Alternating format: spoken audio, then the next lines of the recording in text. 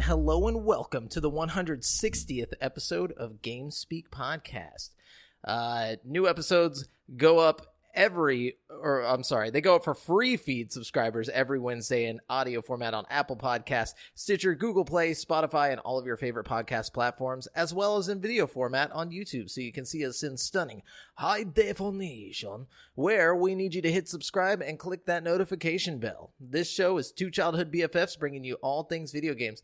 By the way, we're also live on Twitch, guys. I know this is weird, but we can't go back. We can't take it back now. We can't unlive ourselves. Yeah, so here we are. Yeah. Live. We're streaming. For your viewing pleasure. Yeah. Anyways, you can find us online at createforsanity.com, where you can subscribe to our newsletter to never miss an episode and buy sick t-shirts from our shop.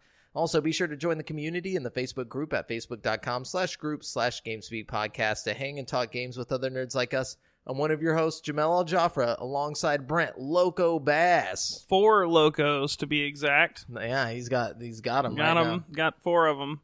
What's going on, man? How's the quarantine treating you? I need help. No, I'm just kidding.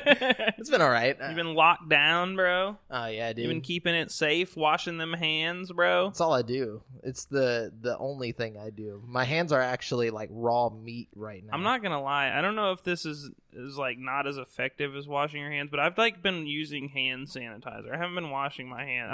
I wash my hands like, when I do normal hand washing required activities, like, taking a piss or something. Yeah. You know what I mean? But in most instances, I just slather my whole, like, forearms and hands in fucking hand sanitizer. That's been, like, my go-to defense lately. So you've been, like, bathing in hand sanitizer? Basically, just keeping a whole entire bathtub of hand sanitizer in my car, and I just, like, roll around in it before I go in and after I go in places. I don't know why, but that kind of reminds me of, like, whenever Ed from Ed, Ed, and Eddie is...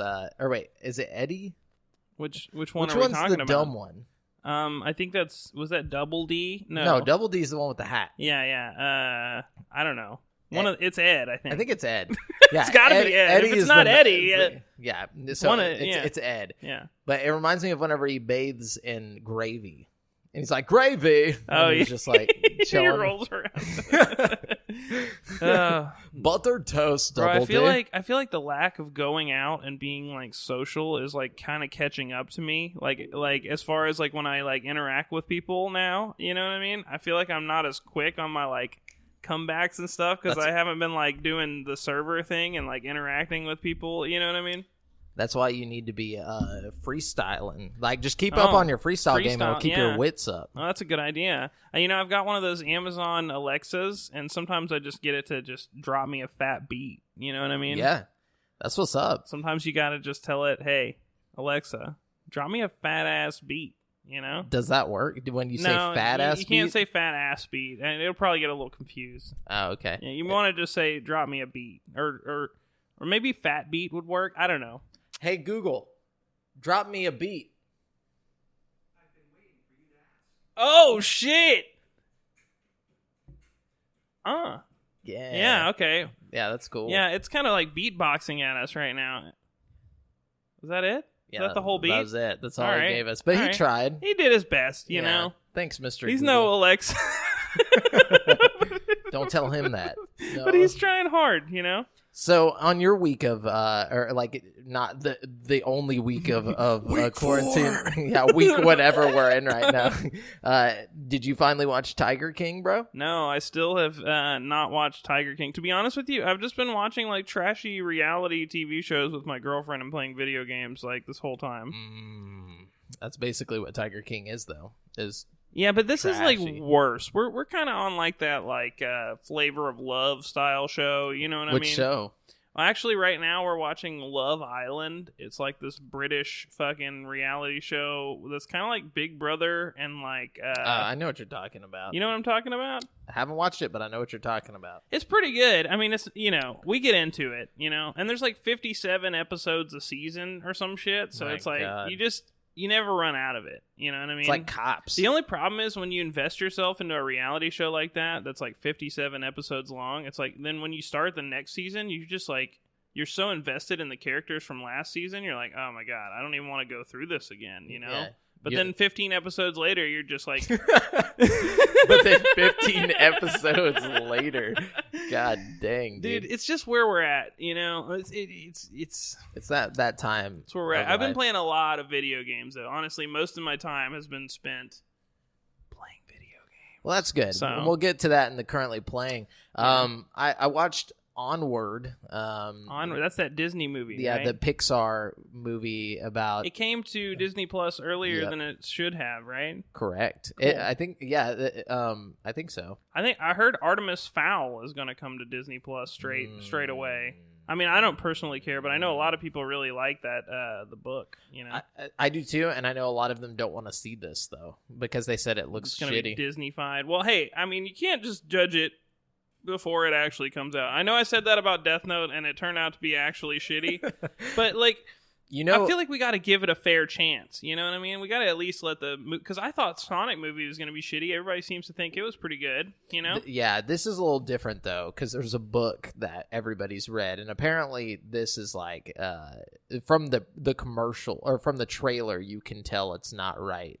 But honestly, the only like film adaptation of a book that I feel like was better than the actual book was Harry Potter. No, fuck that. The Harry Potter books are 11,000 times better than Whoa, the fucking 11,000? 11,000. Where'd you get that number from? That's a big number. It's a real number. Because, like, in the movies, you don't get the real, like, character development, the build-up with Harry and, like, all his friends. Like, when shit happens, it's not as impactful in the movies because you're not as attached to the characters. Because you haven't, like, lived their semester with them, you know? Like, that's true. The you didn't have to completely omits the mundane... dredge through 400 pages... The Harry Potter books are like a fucking like Miyazaki thing because they like embrace the fucking like little minute details that aren't really like important, like, you know, cooking breakfast or like eating or going to practice or something, you know what I mean? Like, and then when something big happens, it's kind of just like, I don't know, it's almost like another one of their day. It's just like, I feel like the movies, you know, for obvious reasons they have to cut it down for time, you know, but it just omits all that like little bullshit that's character building. I don't know. I just feel like the movies are good, but the only adaptation of a book that was better than the actual book, in my opinion, was the Dexter series, like on HBO. Okay. The books are okay. The show is incredible. Phenomenal. You know? Yeah. Phenomenal. Yeah. Now, yeah, I have to go on record. Before we get into the gaming news, I do have to go on record and say JAMAL was wrong. I went and I watched all of the Lord of the Rings movies, and I was enthralled the entire time. Really? Yes. Like, as a kid, I would just fall asleep through them. You know, like, I could never really get into it. But as an adult, and during this trying time, it was almost like inspirational. It was like, it was motivational that we're going to get through this. You know, we're going to, and it was like Gandalf was just talking to me. It was weird. Like the whole time, like Frodo would say shit that I was feeling, and then Gandalf would respond with like, yo, don't worry about it, bro. You're going to make it. Things are going to be good. And it's like, it's weird. It's weird how you can relate to it. In Maybe I need to go give it another chance because like, I don't know, man. Like, it just wasn't my thing. You know what I mean? Oh, dude, it's your thing. I'm telling you, it's absolutely your thing. I don't know, man. It's 100% your thing. Like, I don't know, man. Like, I've watched the movies like multiple times. Recently? Not recently. Okay, that's why. Like recently, like it's almost like watching a video game. It's like that good. I get why people like it now. I mean, I get why. Wrong. I've always got why people liked it. Like, when I was, like, 12, I read The Hobbit and, like, made a 90-something on the AR test about it. You know what I mean? Like, yeah. I mean, you know. I'm telling you, go back, don't watch The Hobbit. Watch the original. My point is, I like The Hobbit more than I like the fucking Lord of the Rings trilogy. Like, I know that sounds horrible. You read the book. I guess so, but I tried to read the Lord of the Rings books too. You know, I was in a phase where I was reading everything. You know, yeah. And I just I'm just saying, just go back as an adult and watch it. Like, I get like why you didn't like it whenever you were younger. I didn't like hate it. Just not it's just not like my thing. You know what I mean? Like, but I will give it another try, especially if it's on Amazon. What do they have the Lord of the Rings movies? I think it's on Amazon Prime. Okay. I watched it on Vudu. We've been doing a lot of Amazon Prime lately. I think it's on there. So check it out. And I'm pretty sure you might even have like the DVD lying around somewhere. You know what else we need to mention? You sent me that link to the Train to Busan sequel. Yeah, there's a sequel coming. Boy, and we looks watched good. it just in time, dude. That's exciting. And it's called like Peninsula or something like that. Oh man, I can't. Is it the same director and Yeah. stuff? And cool. it has the same little girl and everything. Oh, if really? If you watch the trailer to the end, she like pops up. Dope. That's awesome. I can't wait to watch that. Yeah, it's pretty cool. Anyways, let's get into the video game news because we do have another podcast we got to do after this one. For PlayStation Source over on YouTube. So if you guys are all about PlayStation and want to see that, go check that out too. Let's see. So just so you guys know, before we jump into the news, we're using articles from gaming news sites from around the web, and we don't claim any of the news, articles as our own. We're just bringing them to one place. Sorry, that bang is hitting me hard. It happens to the best of us, yeah. Yeah, so we're just bringing it to one place, talking about it, giving it to you. Anyway, so let's start off with Steve Watts over here at GameSpot saying, in a statement to Eurogamer, Microsoft has acknowledged it is, quote, adjusting our event calendar and strategy for the remainder of 2020. We are embracing the opportunity to experiment with new platforms to provide our partners, customers, and developers the highest quality digital-first experiences, end quote.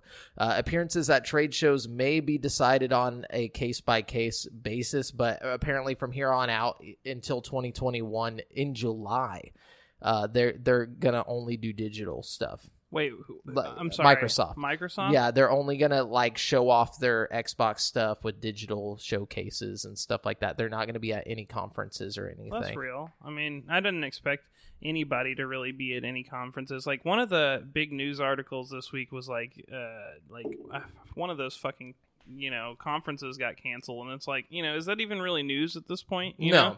It's like, we know. That shit's canceled, dog. Everything's canceled. The world is canceled right now. The world is canceled. Yeah. Everything but Game Speak podcast is canceled right now. That's true. And free tacos at Taco Bell if you're listening live. You might want to go get you a Doritos Locos taco for free in the drive-thru. We're not paid by Taco Bell, but this is such a good deal. Wouldn't that be tight? That would be sick. I would throw a Yo Quiero Taco Bell in there or something. Yo Quiero, whatever, I would be advertising the shit out of Taco Bell if we were. But anyways, that's here nor there because Taco Bell don't like us. No, they hate us. They wrote us a letter. They told us. GameSpeak sucks. Cool. Well, speaking of digital showcases, we got our first look at the new PS5 controller. Oh, wow. There's not really much more to say about that. What's it called? Hang on. The DualSense. The DualSense? Is that? Yeah, that's Are you sure about that? Yes. Yeah, that's crazy. That's crazy. Yeah, no longer the DualShock, but the DualSense. I kind of don't like that. controller. Why don't we have a DualShock 5? Yeah, it's obviously the predecessor to the DualShock 4, Are we just not shocked anymore? Yeah. Do we have sense now? Yeah, we got sense now. I don't know. Also, it looks kind of good. whack. I don't know. To me, I think the community is divided because I've seen it posted in like other groups, and like the comments are literally just split down the middle. I like it because it looks to me like it would feel more like an Xbox controller in my hand. Like the way the grip is and like the size of the controller and the triggers. I don't like how it looks like an egg.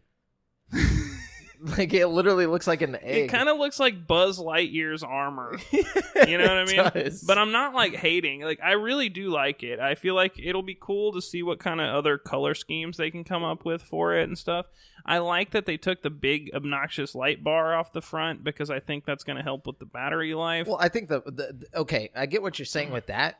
But they just replaced the light bar with a fucking eggshell. Like, don't get me wrong, it's not like the coolest looking controller, but it seems more functional to me than the DualShock 4. Current. Yeah, the DualShock 4 looks cool, but it looks like every other PlayStation controller. Like this seems like an actual like revision of it. Like it's gonna, I don't know. I just can't wait to hold it and see what it feels like. You know what I mean? It kind of looks like something that was made in the wrong time. Like in my opinion, personal. Like I get what you're saying. Like I could see how you could like it, or like somebody could look at it and be like, I like that.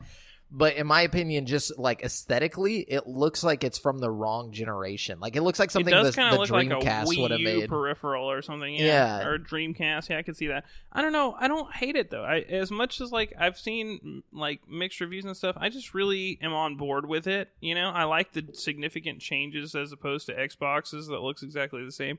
Although, if it ain't broke, don't fix it.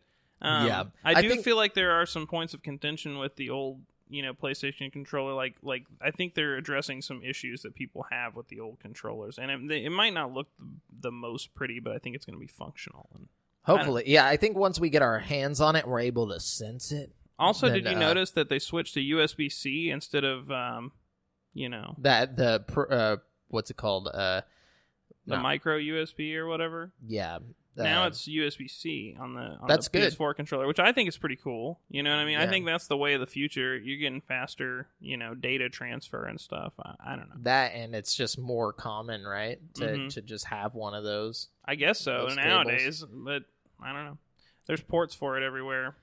Anyways, there's ports for it everywhere. Sorry, on like PCs Science. and stuff. You know what I mean? Stephen Petit and Haley Williams at GameSpot say the high-tech Super Mario Lego set announced in March has been given a release date.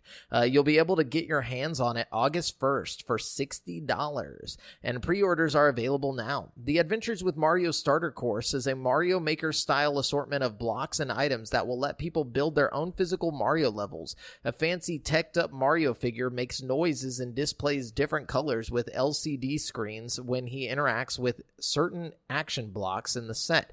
All told, the kit comes with 231 pieces and requires 2 AAA batteries to power the Mario figure. So we talked about this a little while back, but now we have like a real just a date price and all that stuff. You and can like, pre-order it. That's pretty cool. I mean, if I was like a Lego collector, this would be like a mandatory thing for my collection. For sure. But I'm not. But it's definitely a child's toy. It's not like, oh, this is a Lego set made for like adult nerds. Are the Lego pieces like bigger than usual or something? Oh, okay. They're like big and blocky. Maybe never mind then. And it's like surely they'll put out some kind of like Mario thing for like, a normal Lego. You never know. Maybe. I know like in all the commercials for it and like all the little trailers for it, it's like 2 like 4-year-olds playing with it. So it's like very geared towards children. Like it's aimed at it. We need a Lego Mario video game, dude. I know I've said this before, but that would be sick. That would be great for everybody. I think so too. What do you got? Okay, I don't know if we talked about this last week, but we definitely mentioned it in the group.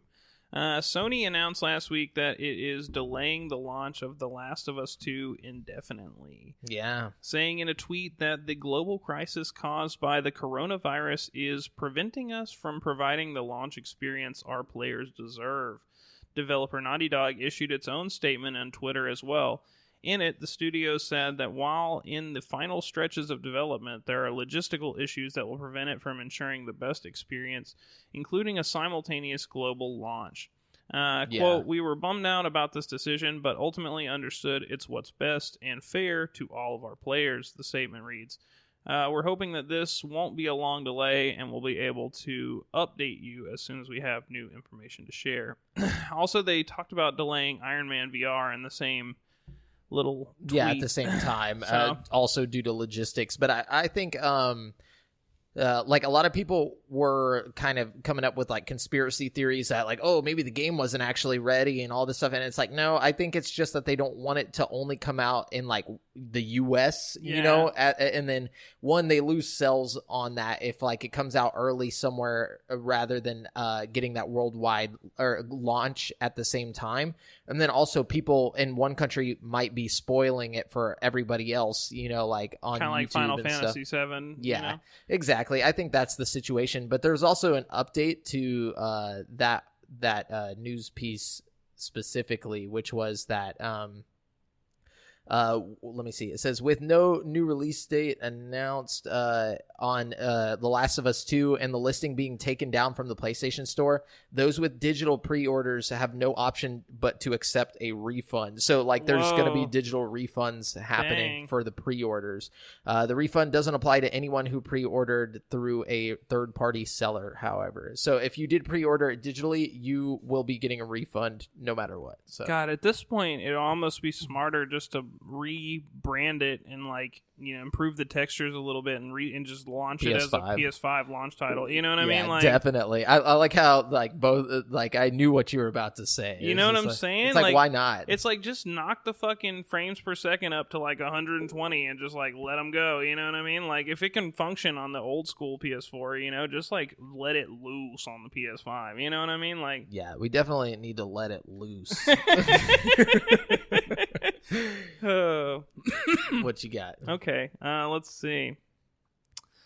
Over the last few weeks, games and entertainment companies have been promoting social distancing by offering an array of free products and services. Ooh. Games publishers and storefronts are giving away more free games than usual, and subscription services such as Shudder, CBS All Access, and Comixology have extended free trial periods.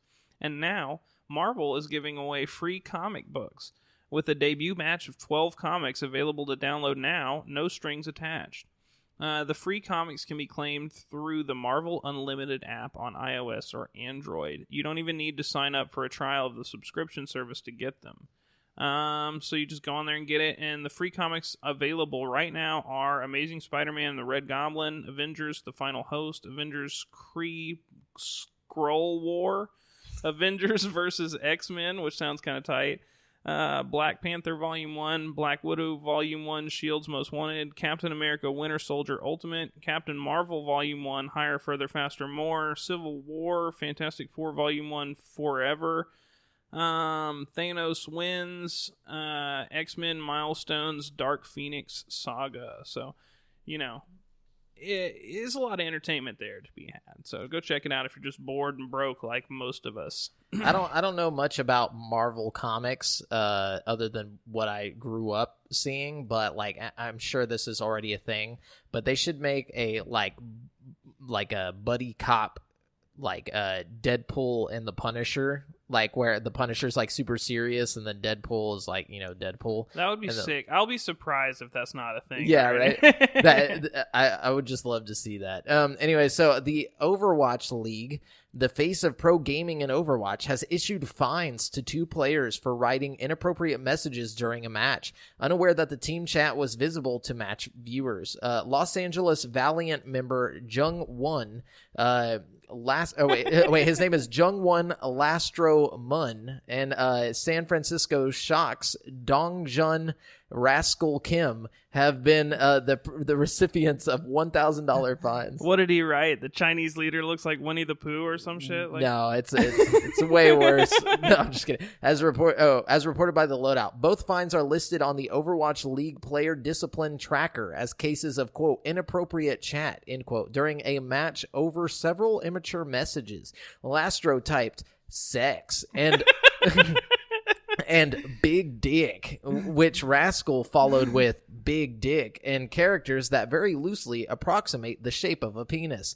Lastro has since apologized for the incident on Twitter, explaining that he did not realize that the chat could be seen by viewers. This is the kind of guy that goes into the men's restroom and carves shit into the walls, just like, you know what I mean? Like when you're in the stall and you're sitting there looking at like dicks just written huge on the wall. He's the guy who did it. You know what I mean? But see, he's starting to learn. He said, quote, I thought the viewers could not see the match chat because everyone was typing in it. I wrote it as a joke, although I should not have done it regardless of whether the viewers could see the match chat or not. Was this a professional match? Or was this just like on... I think it was just on, like, probably on like one of their Twitch streams or something. He's like, I will make sure something like this never happens again. My favorite part about this is like just how serious the sex and big dick. Sex. Like just you said sex. Like they showed like a little screenshot of the chat, Like, and it literally just said sex. And then, like, the next reply was big dick. Like, they're just saying, like, I said a word. That's fucking weird. How old is this guy? I imagine he's a grown man. Oh, jeez. Anyways. Big dick. Big dick, dude. Maybe I could understand if he said, like, big dick energy or something, but, like, I feel like he's just typing big dick. Just big dick. Yeah. Yeah. That's all there is to it. What you got? Okay. I'm not even going to read the whole article, but on April 8th, Call of Duty Modern Warfare is going to launch its Season 3. And the only reason I bring this up is because it's like, how has this been out long enough to have a third season already? Like, is it just been out a long time and I'm just not realizing it? Or is it just like, are they just blasting through seasons? I think they're just blasting through seasons. Because, like, that don't make no damn sense. I feel like this came out like a month ago, and now we're on Season 3. Like, anyways, yeah, sorry. Very strange. Rant over, but it is Call of Duty. At this point, I feel like Call of Duty has so much shit going on, like, at the same time that whenever I read, like, a news article about something that's happening in a Call of Duty game, I just don't even look, because I'm like, I don't know which one this is for. Like, you know, I didn't even realize some of these are still getting support that, like, I thought were dead. You know, it's like, what is happening? Bro, I read this article on GameSpot, and it was like an opinion piece, and he was like ranting about how like he was offended by the no Russian level in the 2020 remaster of fucking Call of Duty. Wait, this was like a real. This is a real like article I read on GameSpot while I was collecting the news, like yesterday. So and like stupid. It's like, dude, you didn't expect that? Like one hold on, one. He's like, it's so tasteless today. It's like, well, okay, it was tasteless then. Yeah, it's like 9/11 had just happened. Like, you know what I mean? I don't know. Not even close, actually. Not even close, but still, it was fresher in the mind. You know, like yeah. But my thing is like Columbine, bro. Literally, the game gives you the option to skip it, to and skip he mentions that in the article. But still, he has this whole like opinion piece. It's like maybe it should never exist. Yeah. I don't know. I just thought that was stupid. It's like, you know, you weren't expecting that? Like, yeah. It makes no sense to me whenever people have a mindset like that. Like, it's a video game. Like, what did you want them to do? Just, like, replace that scene? Like, no Russian. And then they just, like, walk through and start handing everybody flowers? Like, you know, like... Well, my thing is... You can't just change like, the story, like... What do you do with fucking Grand Theft Auto? That's literally the game. Yeah, that is the game. Like, that is like they narrowed it down to like one thing. But yeah, so anyways, Jeremy Winslow at GameSpot, I'm sorry, says a brand new Inside Xbox live stream is scheduled to air on Tuesday, April 7th. So today, I guess this aired probably I think it's probably airing as we're doing this, but it won't have any new details about the Xbox Series X, but Xbox confirmed that the broadcast will cover a ton of games like Gears Tactics and Sea of Thieves, as well as the tech specs for its next-gen console. So yeah. Sea of Thieves, oh, so exciting. And it's like approximately 30 minutes long, so I mean... I don't think we're missing much there. I mean, and if we are, we'll have it in the next episode. Anyways, what you got, bro? Sea of Thieves Wastelanders expansion. No, I'm just kidding. Yeah, oh my god. Oh, man. I'm kind of bummed they pushed the Wastelanders expansion back to the 14th or whatever. I've been, like, hyped about playing that and, like, anyway. Yeah, I feel like they're using COVID to their advantage. They really are. They're like, fuck, come on, guys, make it good. Yeah, no, I meant like delaying it. They're like, oh yeah, sure. we had to delay it because of COVID. It's like you're only delaying it a week, or like 2 weeks or so. What could you possibly do in a week? I guess a lot. I don't know. Okay, so PUBG has unveiled an April Fool's joke. It's not really like so much a joke as like a new game mode that's kind of funny. It's like you can be like wizards and like have broadswords and shit. It's like a medieval themed kind of thing, but it just puts you all on the normal map with like wizard costumes on. It sounds stupid, but they introduced like a crafting mode that they're planning on keeping in the game and shit. What is this for? PUBG. Oh, okay. But then also another little funny like April Fool's thing was Overwatch put like big googly eyes on all the characters. Did you see that? No, I didn't. So fucking funny, dude. Every character got like a set of like huge googly eyes, and like like whenever you're the bow guy and you like shoot your bow like special and the big dragons come out. Yeah. The dragons have like googly eyes and they're like it's just really funny. Like that's awesome. That's tight. Yeah. Stephen Wright at GameSpot says, if you missed the mafioso open world game Mafia 2 when it first came out in 2010, you might soon be able to play it on current gen consoles for the first time. As first spotted by Nibel, entries related to the Mafia series have appeared on the Taiwan Digital Game Rating Committee site, including definitive editions for Mafia 2 and 3, and a complete edition for Mafia 3. These new releases would be on PS4, Xbox One, and PC. So, in case you wanted to play those, I guess you can play them. Mafia 2 was better than Mafia 3 in my opinion, and it's like not even because of the gameplay. Like Mafia 3 had better like mechanics and stuff, but Mafia 3 didn't feel like a Mafia game, Like when I think Mafia, I'm thinking like Mafia. The hats and the suits and the Tommy guns. Yeah. It's like I don't know. It just Mafia 3 was like set in the wrong time period. It just didn't feel right. Yeah, I agree. Okay. I'll give you 2 because it's fast. Yeah. QuakeCon is canceled. That's the one I was thinking of earlier that I couldn't think of. QuakeCon. No more QuakeCon. Sorry, all you QuakeCon fans out there. Yeah. You quaking bakers. Yeah, quaking and baking no longer. Let's see. Okay. Xbox boss Phil Spencer has commented broadly and non-specifically about the price of the Xbox Series X. Speaking to IGN, Spencer said he feels confident about a price point, adding that he believes Microsoft has a winning plan for the next generation consoles as it competes with the PlayStation 5. Quote, I feel good about the price we're going to be able to get to, Spencer said. I feel good about the price and the performance capabilities that we have for the Series X. I feel incredibly strong about the overall package. The Series X price isn't set yet, it seems. Spencer said that he is eyes wide open in regards to the final product of the console, adding that Microsoft will be looking at what Sony does in terms of pricing the PlayStation 5. No matter what, Spencer said Microsoft believes it has a winning plan for the console. I believe we have a plan that can win. Now we have to execute, he said. Spencer went on to say that there's an overall goal with the Xbox Series X price is to stay agile and set a price that meets or surpasses the expectations of fans. He added that the value of the Xbox Series X is beyond the console alone, also factoring in the appeal of services like Xbox Game Pass and backwards compatibility. So speaking of, like, I'm just going to tack this on to the end of your article, basically. But speaking on the pricing of the Xbox Series X, so Microsoft is going to push its smartphone-style all-access subscription program for the Xbox Series X launch later this year. Speaking to IGN, Spencer said Microsoft is looking to go big with Xbox All Access for the launch of the Xbox Series X.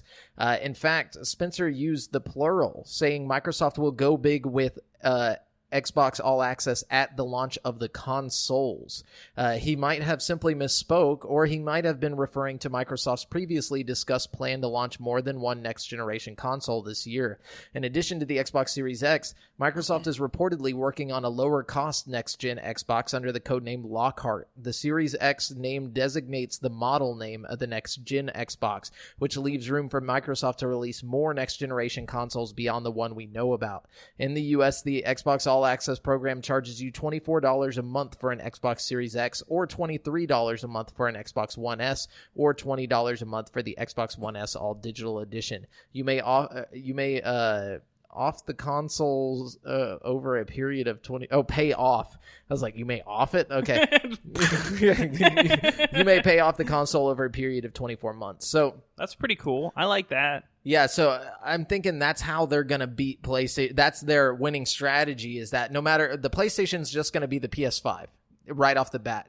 The Xbox Series X is going to be multiple consoles. You're going to have like your Xbox like Series X, whatever the best one is, and then you're going to have the lower tier version that's cheaper to buy so more people can get invested in it. It'll be interesting to see if the lower tier version is like less powerful GPU, or if it's like less features like disk drives and stuff like that. I think it'll be a mix of both or something. I think it'll be like it'll have less flops, less teraflops, and it'll probably be diskless. I mean, you're getting such a good deal with the tower. Even if any price under $1,000 is like a good deal if you look at it in terms of like a computer. Yeah, you know what I mean? For sure. But if you look at it in terms of like a console, I don't know. It's just interesting to think.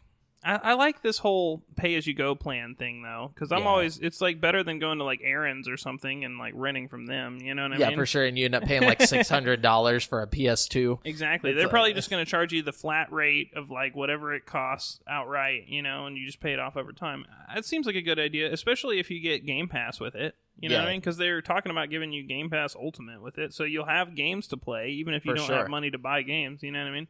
Right off the bat. Yeah, no, I think Microsoft does have a winning strategy that we're going to see and is going to play out pretty well. I don't know if it's going to help them. I don't know if it's actually going to make them win. I think if anything, it's going to level the playing field, which is all I care about, is that I want to see a level playing field, not because I want Xbox to do better, but because I'm going to have an Xbox. So I want to be able to talk to somebody that has a PS5 and not feel like I'm like being left out. You know what I'm saying? Like right now, whenever I talk to people who play only PS4, I'm like, yeah, I mean, there's like 10 games that are amazing that I never even saw or played because I had an Xbox, Yeah, I don't know. I feel like all the cards are stacked in the right places for Xbox to do well this generation. Like, we've got an obviously more powerful console in the Xbox Series X that we've been presented with. You know what I mean? Yeah. And, I don't know. They've got all these new studios and stuff. I feel like they're all probably working on something next gen. You know what I mean?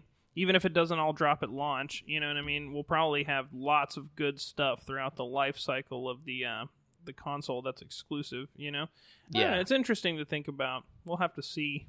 For sure. We definitely will have to see. I'm excited. I'm excited for next gen, man. But I feel like it might get postponed. My wallet is not excited for next gen. Neither is mine. But I don't think anybody's is at the moment, And that's why I'm kind of worried about like whether or not we'll see like, next gen this year. Even though they keep saying later this year, I have a feeling it's going to get pushed to 2021 because they're going to want people to be able to afford it, Like if they did it now, there's like so many people that are out of jobs right now and stuff like that by the end of this year, nobody's going to have their savings back up or anything. They need to drop it when that fucking stimulus package comes through. No, that $1,200 hits. Hey. Yeah, anyways. The new Xbox is $1,100. Okay. Let's see. Okay, Nintendo Switches are pretty much sold out everywhere, but if you are looking for one, they have bundles right now with Zelda, Animal Crossing, and Minecraft and a Pro Controller for like $500 or something like that. Nice. It's not the best deal ever, but, it's better than not having a Switch. Breath of the Wild and Mario Odyssey? Comes with Breath of the Wild. Comes with Breath of the Wild, Animal Crossing, Minecraft, and a Pro Controller. Oh, that's a great deal. Yeah. I mean, I think Zelda and Animal Crossing is worth at least $100 put together, and then the Pro Controller and Minecraft put together is probably about worth $100. So you're probably not really saving any money, but this is all things you probably want in the long run anyways, except Minecraft, unless you're like a huge Minecraft fan. So if you didn't get furloughed or, go get you that. James O'Connor at GameSpot says E3 2021 has locked in dates and will happen from June 15th to 17th, 2021. GameIndustry.biz is reporting that the ESA has set these dates following the cancellation of E3 2020 and that they've said that the event will be reimagined. What exactly this means yet isn't clear. And it will likely be some time before we know exactly what E3 2021 will look like. When E3 2020 was canceled earlier this year, event organizer ESA said that an online experience, which could replace a physical event, was being explored. It has now been confirmed that no such digital event will be happening this year. The news comes from an E3 representative who shared the following statement with PC Gamer. Quote, given the disruption brought on by the COVID-19 pandemic, we will not be presenting an online E3 2020 event in June. Instead, we will be working with exhibitors to promote and showcase individual company announcements, including on www.e3expo.com. In the coming months, we look forward to bringing our industry and community together in 2021 to present a reimagined E3 that will highlight new offerings and thrill our audiences. So, reimagined E3. Yeah, it's going to be VR, dude. Just in VR. That would be kind of tight.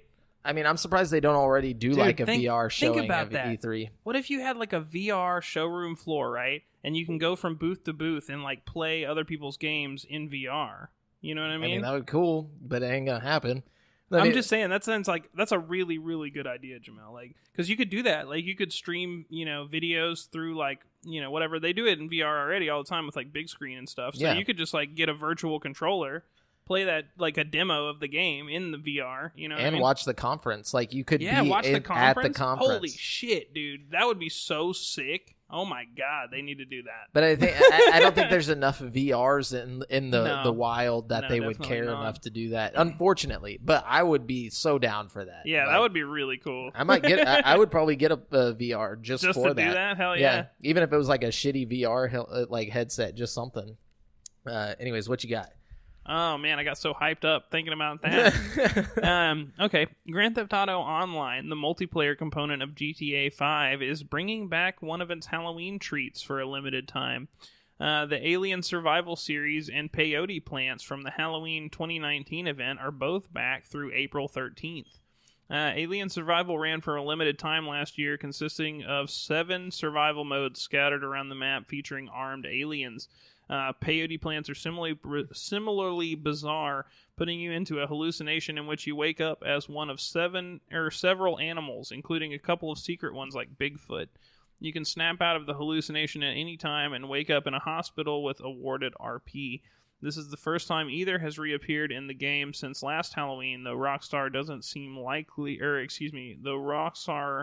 seem to like occasionally embracing its wacky side.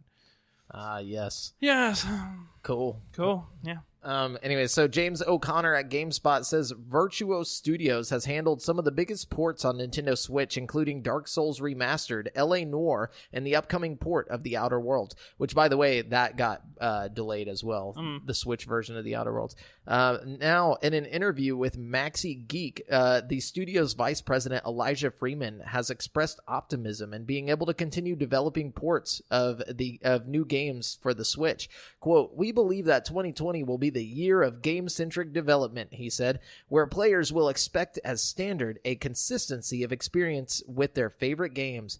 He says that with new consoles right around the corner, developers, quote, developers need to strategize and plan for the game experience to be consistent across all platforms. At Virtuos, we are charged up and full of talent that is ready to help bring these new games to the Nintendo Switch, end quote. Elsewhere in the interview, Freeman says that the studio works very hard to maintain the integrity of the game being ported. Quote, we will exhaust every option we have prior to making suggestions to make even the smallest change to the game.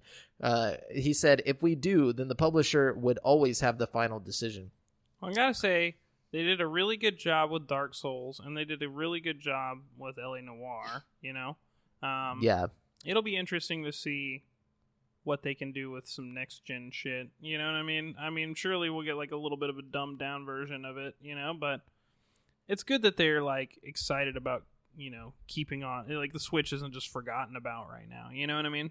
Yeah, I agree. It's good, but I just don't think that that's going to happen. You know what I'm saying? I don't think it's going to be even possible for them to like, if we're in the 4K 60 frames per second, or 60 frames plus per second, like I just don't see how is that possible. that they're going to bring a PS5 game or a Xbox Series X game to the Switch. I don't know, man. That's a good point. I gotta say, it is really hard to go back to 30 frames per second once you get used to 60. Like, you see it, It's like jittery. Like, I don't know. You've become part of the PC master race, Brent. I'm sorry. It's true, though. Like, I went to play Fallout 4 the other day, and that's already kind of like a janky game, you know what I mean? And, dude, it was just so, like, not smooth feeling. I don't know how to explain it. It just didn't feel right. Oh yeah. What's up, 9 Paranormal 9? I just wanted to say what's up. Oh, 9 Paranormal 9, go get you a free taco from Taco Bell, dude. I'm telling you. You gotta get it while strike while the iron's hot. All the people listening to this not live are gonna be sad that they didn't get their free taco. You know what I mean? Yeah, we're once again, we're not sponsored by Taco Bell. We just love Taco Bell. But yeah, speaking of which, 9 Paranormal 9, just letting you know, I might not be able to respond to your chat from here on out. I just saw that you had posted it. I wanted to come over and say what's up, but I have to walk to the computer to respond to chat. So, but yeah, hope you enjoy our live stream. Everybody else who's listening to the audio form of this, you got to check out the live stream. You got to check out the live stream. Yeah, we do it on, Tuesday? It's Tuesday? Tuesdays, yeah. We'll post the time like ahead of time on the Facebook page. Just be ready, Be ready. Mom spaghetti. Mom spaghetti on my sweater already. Okay. Guys, so Final Fantasy 17 is shipped early in some places, and it's getting pretty dope reviews. Really? It is, yeah. It's getting like 10 out of 10s, 5 out of 5s, shit like that. GameSpot gave it a 10 out of 10. Yeah, and GameSpot is pretty stingy with them 10s. And their title was Final Fantasy 7 Remake Cloud Save. Oh, shit. Or saves. Cloud saves. So I've heard that it's about 40 hours long, so a little longer than I thought it was going to be. If 45 hours if you do all the side quest stuff. But yeah, I'm pleasantly surprised with like the good, feedback it's getting. You're not really surprised because the demo was dope. You know what I mean? Yeah, for sure. I'm surprised more people aren't upset that it's not like the full game, but I guess if it's a 40-hour game, they're not just gonna like persona you know what I mean? Like, yeah, that's a lot of hours. 40 hours is a lot of hours, dude, especially right now in quarantine. You know what I'm saying? I feel like I'll take it. Yeah, it's better than nothing. That also might be something that we'll see later. Like, is that a PS4 exclusive right now? I think it's a timed exclusive for like a year, right? Yeah, I think so. But see, my thing is like, I wonder, like, if we're going to look back on this period and, like, the people that are doing the reviews right now are going to look back on this period and, in retrospect, kind of, like, be like, I kind of wish I wouldn't have gave that game a 10. I was just really kind of, it's like Stockholm Syndrome, where it's like, that's all you have, So, like, I kind of feel that way. If you go back and look at, like, the list of, like, all the 10s ever awarded by GameSpot, you know what I mean? Yeah. Like, some of them are, like, well-deserved, you know what I mean? Some of them, it's just like, it's like, yeah, really? You must have been in a weird place. No. Anyway, so Joe Screbbles at IGN says the developer and publisher for Cooking Mama Cookstar have moved to quash speculation that the game allows for background cryptocurrency mining when running on Switch. Well, what? Yeah, this is a real controversy going on this week. So last week, IGN reported on the confusing release and provenance of the new Cooking Mama game, which has seen the digital version pulled from Nintendo eShop while making its way to select stores as a boxed game. Subsequently, a tweet including a supposed screenshot from Discord chat about the game began circulating. That screenshot alleged that while running, the game is, quote, using your system to mine cryptocurrency and potentially hand dig your personal info as well, end quote. Cryptocurrency mining. Yeah, cryptocurrency mining, aka crypto mining, is a process of authenticating cryptocurrency payments, earning a small payment in the process. If true, this would mean your Switch hardware was being used to earn money for a third party. A reply to that. They're trying to steal your bitcoins, bro. They ain't touching my Bitcoin, bro. No, I'm just kidding. A reply to that original message includes a series of follow-up details, some of which are drawn from IGN's report, and several of which are provably false. Following that tweet, both developer First Playable and publisher Planet Entertainment, though the Cookstar Twitter account, have refuted through the Cookstar Twitter account, have refuted the allegation. Tweeting for the first time since 2017, First Playable explained, quote, "As the developers, we can say with certainty there is no cryptocurrency or data collection or blockchain or anything else shady in the code." The Nintendo Switch is a very safe platform with none of the data and privacy issues associated with some mobile and PC games, end quote. The Cookstar Twitter account echoed the same point and referred to a much discussed 2019 press release that indicated publisher Planet Entertainment did aim to add blockchain technology to its games, including Cooking Mama, a goal it says never came to fruition. Quote, "We looked at these options as a means to allow players to trade in-game assets," reads a follow-up tweet. "However, we only explored the theory behind the concept, not the implementation. Cooking Mama Cookstar, nor any of our other titles in the past or near future will utilize crypto technology.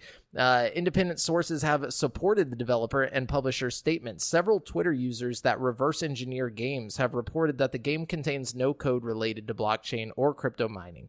So IGN has verified with players that do own the game that claims of it causing the Switch to overheat also appear to be false, although battery drain does seem to be an issue. Cookstar can also be played offline, contrary to claims that it was an always online game to allow for background crypto mining." So it seems like people have just gotten lost in these conspiracy theories. Like, I feel like just because of what's going on in the world, everyone's just kind of second guessing everything. They're just or is Cooking Mama cooking the books? Oh my God. No. I think it's 5G, dude. No, I'm just kidding. Bro, it's the birds, bro. Birds are fake. Have you heard that one? Yeah, dude. They're replacing the batteries right now. That's the whole point of this. That's why everyone's got to stay inside. No, bro, that's why the birds sit on the telephone wires, bro. Oh, God. So they don't even have to replace the batteries. They've updated. They're solar powered, dog. Then they wouldn't have to land on the cables. They just that's fly only if it's in cloudy, the sun. yeah. Oh, okay, yeah. Anyways, I love conspiracy. Okay, we talked about the All Access. There's a Saints Row 3 remaster coming on May 22nd. So if you want to play Saints Row 3 with better graphics, get ready. Yay. Because you can. Pretty soon. I feel like games like that, like, you can't really bring those back. You know what I'm saying? Unless you're going to fundamentally change something about it, because otherwise you could just pay $20 and play Grand Theft Auto 5. Like, yeah, for real. Like, why would you go and pay for a remaster of that? I mean, Grand Theft Auto 5 has so much more to offer. Oh, yes. But maybe you have like a real soft spot for the Saints Row series, like. Yeah, I guess. My Saints Row dumbass 2 was great. Bought fucking Saints Row 3 again for Switch. I regret it, but I own it now. It's there. And it's there. Yeah. It's such a bad game. It's not such a... Saints Row 3 was good. Saints Row 2. 4 was terrible. Yeah, 4 was pretty bad, too. 4 was really... 3 was Which the one was last that fun Gat Out one. of Hell? Yeah, that was 4. Yeah, that was bad. Yeah. Really bad. 4 Gat Out of Hell was bad, but 3 was like just the right amount of wacky fun. Like, you know what I mean? I don't know. Yeah. Anyways, you got more? I got more. I don't have more. You finish it up, and All then right. we'll go on to the next stuff. Okay, this one is, it's kind of just like fucking the Capcom Twitter or something posted this survey, and basically, sorry, I'm probably butchering this because my article just stopped loading. Yeah. No, I know what you're talking about. They posted a survey, and they're basically just asking, do you want more remakes, or do you want, like, the next Resident Evil? Which I think is a really funny, like, that this, like, giant game development company is just like, hey, what do you guys think we should do? I mean, that's real, though, At least they're, like, touching base with the fans. The question I have to ask myself is, like, what do I want? You know what I mean? would prefer an 8. Like, give us a first-person Resident Evil 8. I would love another first-person Resident Evil. Resident Evil 7 was, like, my favorite in the series. Like, I loved it so much. I can't wait. Imagine if they did a remake for 4, but made it in first person. So would you like made it more like the older games? Man, there's a lot of cool remakes you could do for sure. Like 4 would be sick, first person like the older games, like you were just saying. Or Code Veronica would be sick to remake like the fucking ones they just did. Yeah. You know what I mean? Zero would be fun to remake like the ones they just did. Actually, no, Zero would be cool to remake in first person like you were saying. With 2 people, like do a co-op. Yeah, like... you like switch between and like it's first person. Because like you're all in the train, you know? You could do like more of a like condensed survival horror experience like 7. You know what I mean? Yeah, make it more puzzly. Give it like a Portal vibe, you know? Like a real remake of Resident Evil 1 would be sick too, like just like completely redone, you know what I mean? Oh yeah, that'd be sick. I'm down for any of it, honestly. They could give us whatever and I'd be satisfied. Yeah, I'm pretty like I've heard a lot of people are like not happy with Resident Evil 3 just because it's so short. You know what I mean? Yeah, I've seen that. I've seen it. It's gotten good reviews like here and there, but I've also seen a lot of people complain about like it was just lackluster and that it was just Resident Evil 2 extension. Yeah, like, I've heard that too. But I personally, I don't know, I think I'm going to like it just based on the demo. You know what I mean? That's one of those I'm going to have to try for myself. I'm going to wait for a sale though, which actually I think it's on sale right now, but I don't have the money for it. Okay. Let's see. In an interview with Game Informer, Apex Legends general manager Dusty Welch, and that's an awesome name, and game director Chad Grenier spoke about the future of Respawn's Battle Royale game, with one of them saying, "We're always bringing in stuff from the Titanfall universe. We built an awesome world in Titanfall 1 and 2, and want to make sure that we're bringing that forward. I will say this, there could potentially be a pleasant surprise for Titanfall fans in Season 5. So maybe we're getting some Titans or something in Apex? That would be sick. That would be really cool. That would make sense. That would make me download it again, real talk. If they put Titans in it, I don't know, that would just be tight to me. Like, you know, or any kind of vehicle would be cool.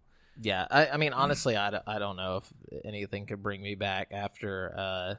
Warzone? Yeah. Warzone's good, dude. It's too good.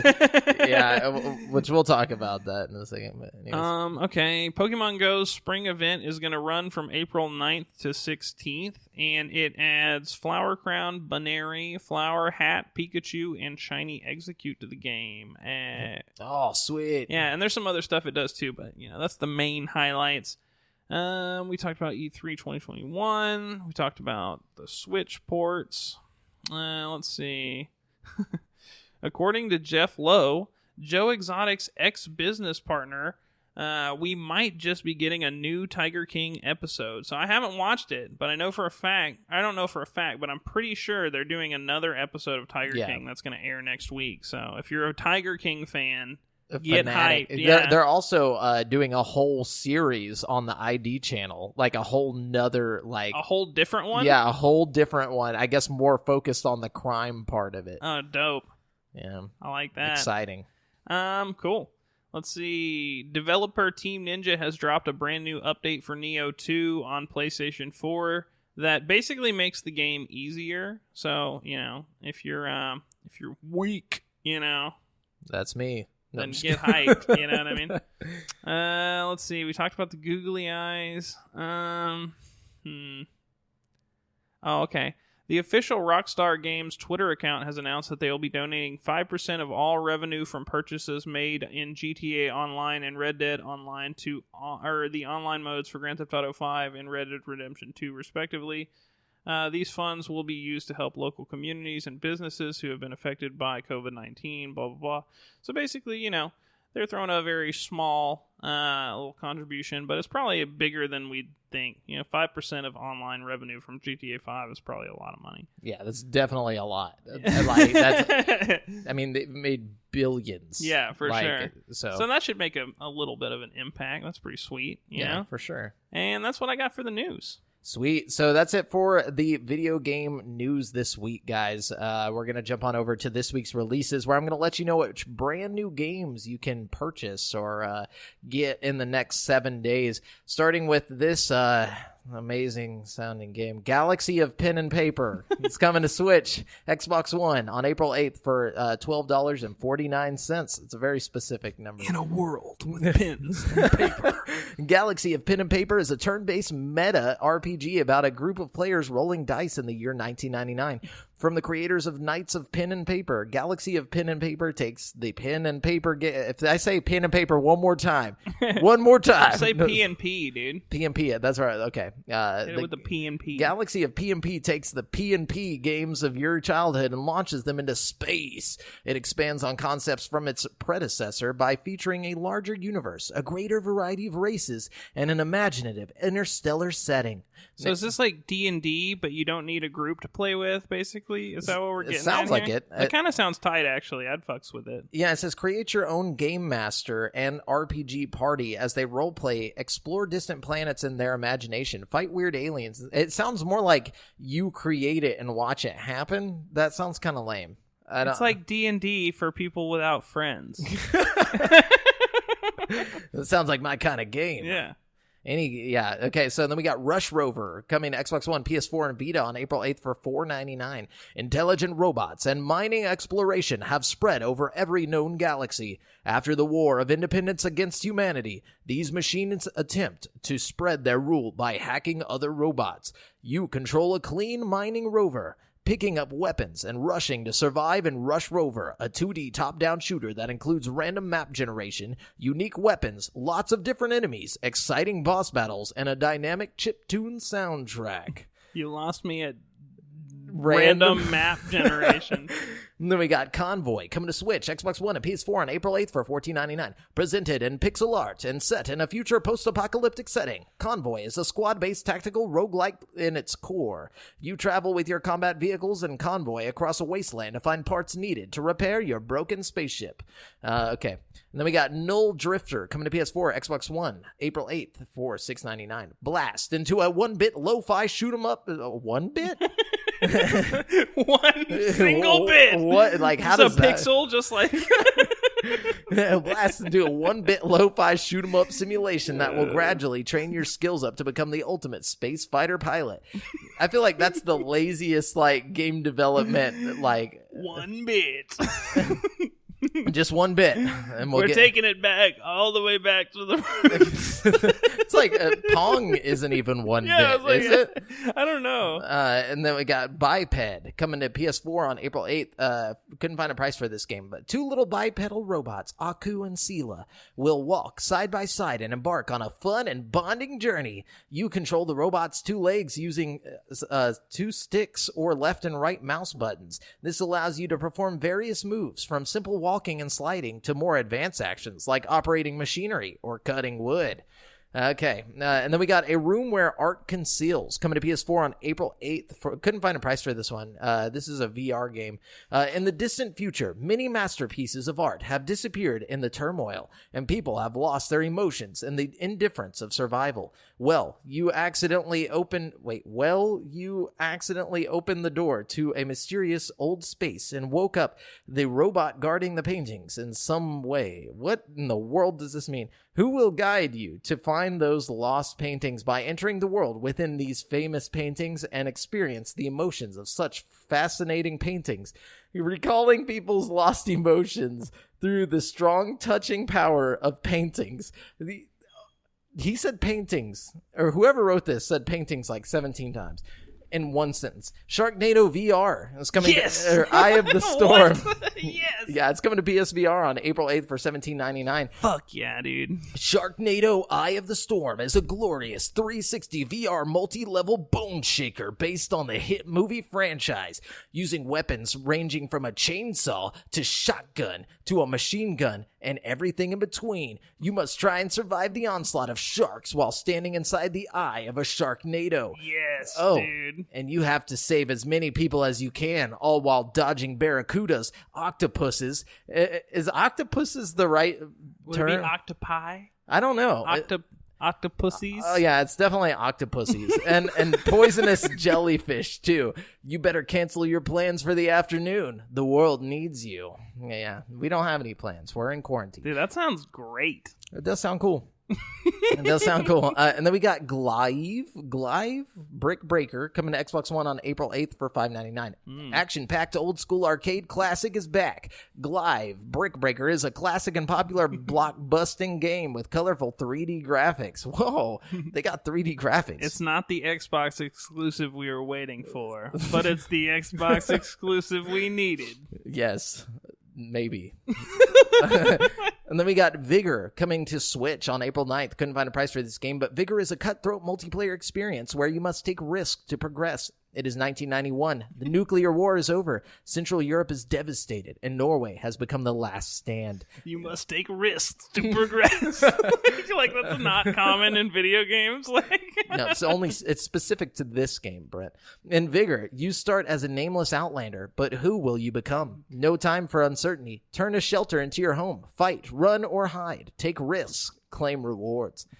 Fight your way through randomly generated shit. Randomly generated risks. No, Beholder 2 is coming to Xbox One on April 9th for $14.99. Every citizen of our great state dreams of working at the Prime Ministry. You are lucky, intern. Your dream has come true. While you are at the bottom of the career ladder, that is more than many of your fellow citizens will ever achieve. Have you already decided what you're going to become? Will you become a diligent and responsible officer decorated by the wise leader himself? Or will you become a hardline careerist capable of destroying anyone who stands between you and the Prime Minister's seat? Or maybe you are just a whistleblower. If so, who sent you and why? Whatever the case, you are now part of the ministry. From this moment on, no one beyond these walls has ascendance over you. You are free to shape your own future. So, what are you going to become? Then we have AFL Evolution 2 coming to PS4 on April 9th. Couldn't find a price, but AFL Evolution 2 is taking AFL gaming to new heights with more features than ever before. Tight controls and smart AI help create a true reflection of the modern AFL game. What is AFL?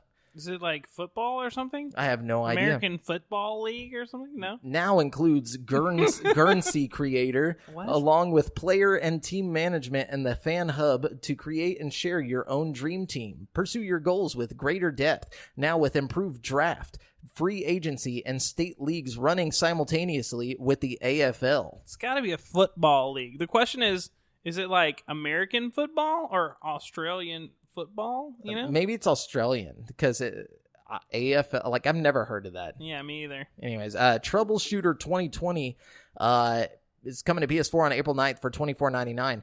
Why did dinosaurs go extinct? Bad weather, meteors, or because of a maniac with rainbow hair? Who knows? Troubleshooter is a top-down arcade shooter. Fight through endless waves of unsuspecting dinosaurs and prove you are the best. So you're just like killing all the dinosaurs? Is that the point of this game? I guess so. Yeah. And then we have Braveland Trilogy coming to Xbox One and PS4 on April 10th for $14.99. If it's an adventure you crave, then it's an adventure you'll get. Braveland Trilogy is a collection of epic turn-based fun consisting of 3 rooted adventure RPGs: the original Braveland, Braveland Pirate, and Braveland Wizard. And then we have BQM, or Block Quest Maker, coming to Xbox One on April 10th for $14.99. Create and play. The instant death dungeon RPG enables you to create your very own dungeon RPG, packed with puzzles and traps, secret doors, falling rocks, strong mobs. Challenge them all and level up. What lies within the box? Unveil the secrets or create them.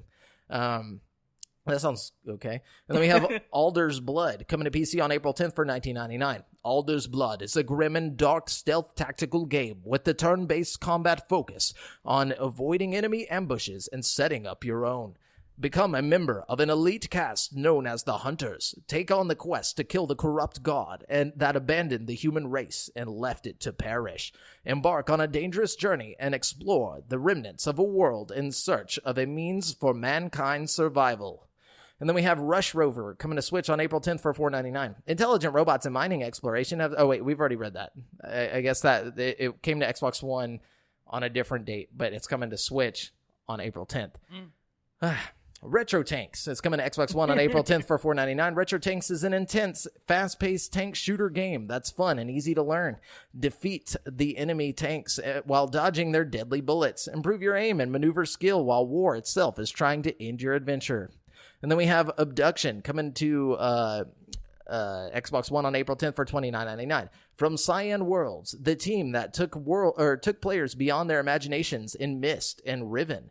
Abduction is a real-time first-person adventure that harkens back to the spirit of these defining adventure games. Abduction resurrects that incredible feeling of suddenly finding yourself in the middle of a new world to explore, discover, solve, and become part of. And then we have Final Fantasy VII Remake coming to PS4 on April 10th for $59.99. I'm not going to read that. We know what that is. And then Industries of Titan is coming to PC on April 14th. Couldn't find a price. Industries of Titan is an industrial city building sim strategy game set on Saturn's moon Titan. And then we have Someday You'll Return coming to PS4, Xbox One, and PC on April 14th. Couldn't find a price. What would you do if your daughter never came home? Daniel is looking for his daughter Stella deep in forests of the Czech Republic. Why does she keep running away? And will the location of her phone be enough to find her?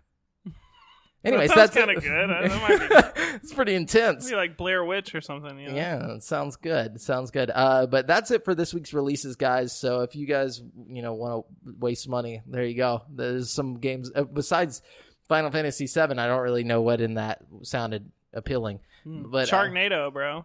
Oh yeah, of course. Sharknado. Naturally, you're gonna get Sharknado. That's a must buy. Yeah, Eye of the Storm. Anyway, so let's jump on over to currently playing. You can let us know what you have been playing, and if you're watching on Twitch, you can drop it in the chat, and I will read it on here.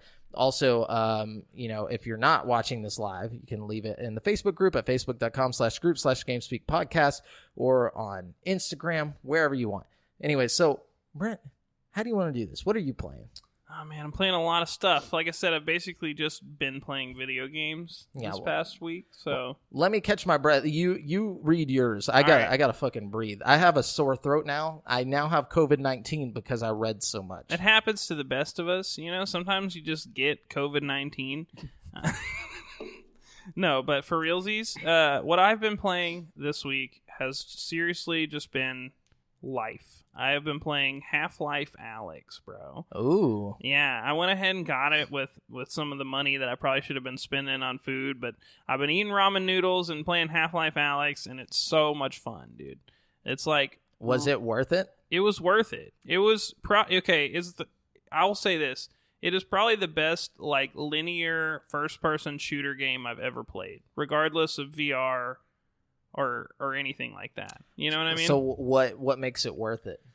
Man, it's so hard to even, first of all, the graphics are, amazing, okay? The lighting, the graphics, the way, light hits the fucking window and refracts off of it, the way you can, break a fucking window and take a piece of glass and, shoot light into your eye with it, you know what I mean? The way you can wipe a dirty window and clean it, you know what I mean? It's just you're so in the game, you know what I mean? The story is fucking amazing. It's scary. It's really scary. Nice. It's but it's also interesting, and it does a good job of making it not so scary you can't play it, because it interjects humor, pretty frequently throughout the game. I mean, it's just a really good game. I did see the little part of it that you were able to stream to Facebook. Yeah, I was going to do an hour-long stream, but fucking my internet crashed on me. I was playing wirelessly. That's why. Yeah, and... Yeah, I like the part where he was like, I have brain damage. It's it's such a good game. And when you're playing wirelessly, dude, it's whoa, you're in there, man. The fact that you don't have something constricting you and you can go around corners and I don't know, it's just really, really cool. And I don't know, man, I really want to go into the story, but I don't want to spoil it for anybody who's don't do that. But just because it's a prequel, don't expect it to not be an amazing, relevant story to the Half-Life series. It is so imperative that if you're a Half-Life fan, you play this game. You know what I mean? Yeah, for sure. Oh my god, I want to ruin it so bad. I'm gonna talk to you about it later, or you got to just come play it. The only complaints I have are it's a little bit there's some bugs. You know what I mean? I've had 2 instances in the game where my hands just disappeared altogether. And I had to restart the game, or I had the game crash on me once or twice when I'm playing on ultra settings. You know what I mean? Yeah, for sure. But for the most part, it's pretty good, man. And now I'm like so into Half-Life. Like after I finished it, like I know you went through that like Half-Life 2 phase or whatever. Like I beat that game and I just like, and now I'm like watching all these conspiracy videos and shit and like, oh yeah, it's a deep world, bro. There's so much more to it than you like realize whenever you first go into the Half-Life, universe. Like, oh my God, I'm so into it. That last chapter in the game is just like fucking nuts, dude. I've never experienced anything in VR like that. Like, oh my God. And like, oh man, I just can't say enough good things. Like every enemy is like just so detailed and stuff. And the physics, that's one thing you don't see in VR a lot, is like really good physics. You know what I mean? Like you killing something and they fall down in a certain way. Like, I don't know. It's just like, feels real. It feels real, and it feels like AAA. You know what I mean? It's like you don't get that kind of quality in VR. I don't know. It's just like seriously like 10 out of 10. Like, you know what I mean? Like really, really good. But I spent about 14 hours playing. Like, okay, my first playthrough was about 12 hours long. You know what I mean? And now I'm like a quarter of the way into the game. I'm kind of doing like a speed run on like hard mode right now for my second playthrough. But I can't get enough of it. There's like, oh man, there's so much story-wise that I just won't spoil, but it's like I could just sit there and talk to you about it forever. My only other complaint is that there's not enough guns in the game. Throughout the whole game, you only get 3 guns and a multi-tool that you do puzzles with. Oh, that's kind of lame. Yeah, but you can upgrade the guns. Like, there's lots of, like, upgrade options that keep it fresh, you know what I mean? But, like, I would have really liked to have, like, 2 more guns or something, you know what I mean? Yeah. Like, you had the revolver from Half-Life 2 or something, that would have been sick. But, again, not a huge issue, you know what I mean? Or a crowbar. Some kind of melee weapon would have been really nice, you know what I mean? I find that weird that they didn't add more weapons since, like, I mean, that was the whole cool thing about Half-Life 2 was the gravity gun and stuff. You know? You have these gravity gloves that are really fun to play with. You can, like, pull stuff and they... Like the Force, kind of. Yeah, pretty much. It becomes integral to, like, the story and, like, the mechanics of the game and stuff. But, like, I don't know. I could have definitely dealt with a few more guns. I think some vehicles would have been cool, too. But, like, I see why they didn't do that, because people would have been, like, throwing up and shit, you know what I mean? But like, yeah. I would have loved like an airboat sequence or something, you know what I mean? Yeah. But all in all, I mean, it was probably the best Half-Life game I've played. You know what I mean? It's really, really, really good.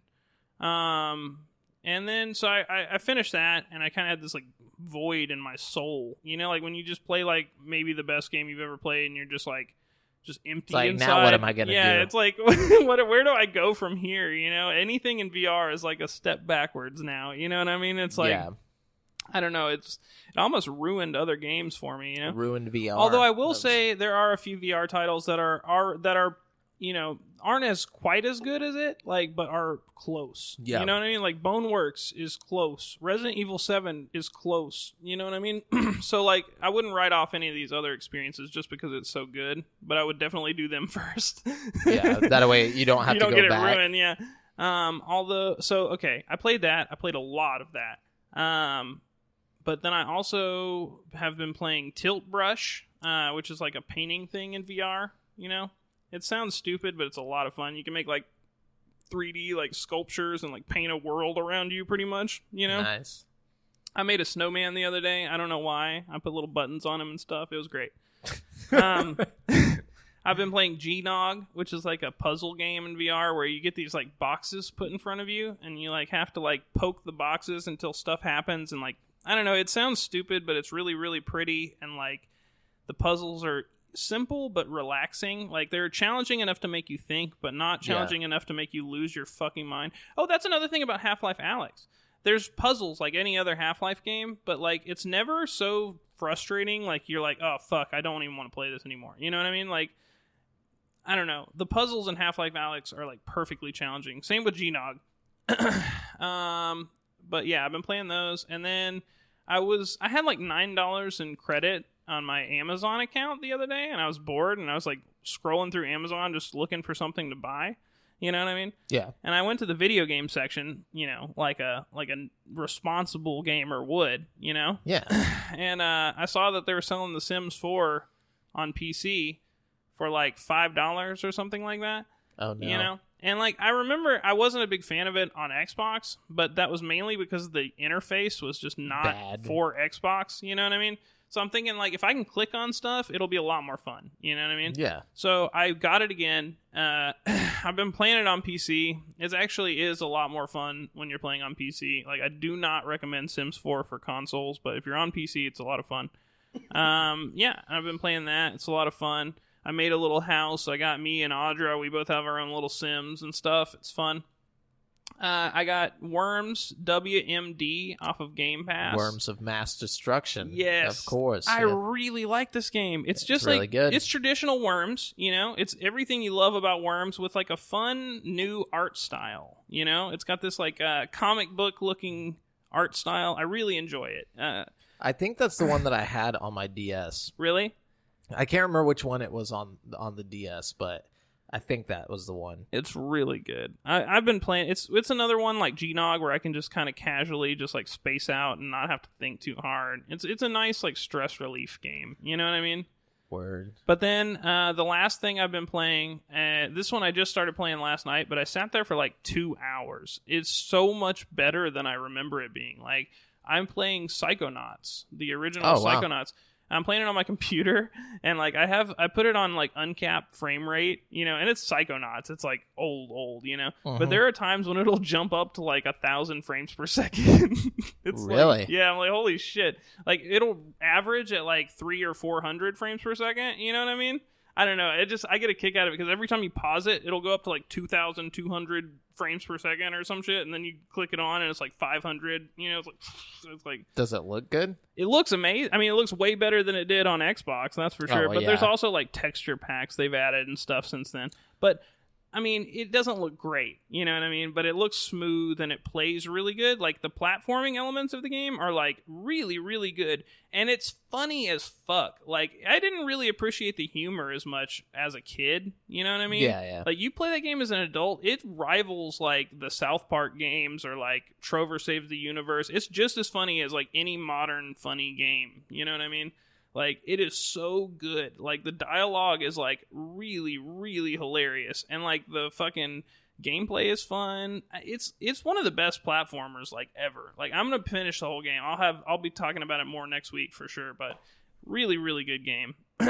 Yeah, I'll have to check that out. You can probably get it cheap, man. It holds up so well in today's times. Like, I'm so surprised. Like, there's modern platformers that are less involved, like, as far as, like, the game mechanics go. And they're, like, really successful. Like, I would say it's just as, like, interesting as far as gameplay goes as, like, Mario Odyssey or something. With, like, the mechanics of it. You know what I mean? You know how, like, Mario can throw his hat on anything? Yeah, and jump on it. It's, like, it's got that kind of wondrous feel. Like, oh, what kind of cool power am I going to get next? Where am I going to go next? You know, like, what... I don't know. It's really, really good for, like, just a old platformer on original Xbox, you know? It's Tim Schafer. What do you expect? True. Tim Schafer. Anyways, so I've been currently playing Doom Eternal. So I was talking about this last week. Doom Eternal, I was playing it through on Nightmare mode. I'm at the final boss on Nightmare mode. Nightmare mode? Yeah, I'm at Final Sin, and I'm fighting the Titan. You gotta beat him, bro. I know. It sucks because You can't just Star Wars this one. I know. What I mean? I know. I'm going to go in and I'm going to beat it. The problem is that I started playing Call of Duty Warzone. And so, like, now, like, because I'm jumping back and forth between Call of Duty Warzone, I keep, like, forgetting the controls. Yeah. You know, which sucks because I'm having... You try to crouch and then throw a fireball or some shit? Well, no. Whatever game you're playing, yeah. It's like... yeah, like, you know, in Doom Eternal, like, you press B to dash... So, like, I'll keep forgetting to dash, you know, like, because I've been playing Call of Duty and there's no dash in Call of Duty, you know, so it's like, and you have to dash. It is paramount that you dash in that game. So, like, if you forget, then you're basically screwed. But, I mean, I've made it all the way through to this point with no... Like, I didn't do any dropping of the difficulty. There's, like, if you keep dying on a boss, it'll offer you, like, this better suit that, like, will make it easier. I've denied it every time. This is 100% a nightmare playthrough. I just have to finish this final boss, which is hard as shit. Bro, and there's two phases to it. So like you beat the first phase and then he becomes harder. And it's like, oh my God. But yeah, so I'm going to beat it. I've been playing, I have to because I've streamed everything up to this point. So I have to stream the ending. Bro, that's the how that last boss on Sekiro was. I literally sat down and tried like 4 different like 2-hour play sessions to beat it. He had 4 phases, dude. Like, oh my God. My first time nothing playing more infuriating when you finish a phase and like you see the health bar start going back up and you're like, fuck. Yeah, I quit. Yeah, that's like I the first time I started streaming the final boss battle, I played for an hour straight and like nothing, like so then I sat down and played another hour straight, nothing. So like I still haven't gotten to a second phase yet.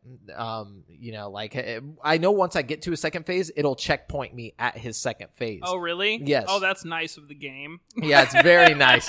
So or at least that's what they've done with previous bosses that had a second phase. So I'm hoping that's the case, because if not, I'm going to fucking throw this game through my roof and we'll never see it again. But anyway, so yeah, I've been playing that. And then, like I said, I jumped over to Call of Duty Warzone.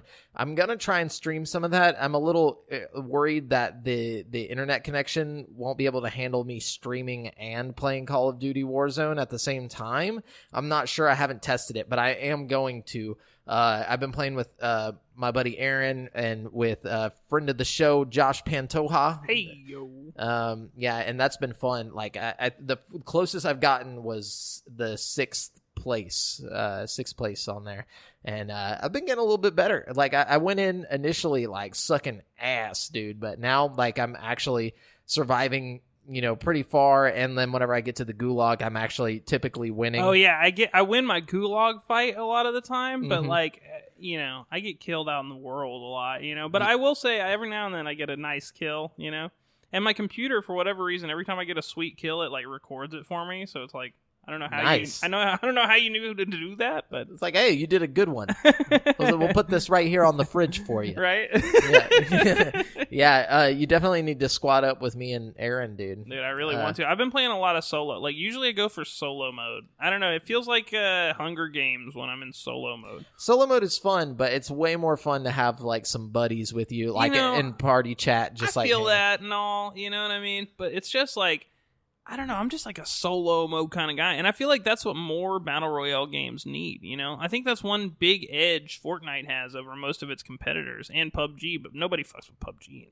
You know what I mean? I mean, this has solo. Yeah, but is it like a LTM, or is it like a real, like, permanent? It's permanent. Oh, it's just under playlists. They added it as a you have to go to playlist. Okay. And it says BR solos. Oh, good.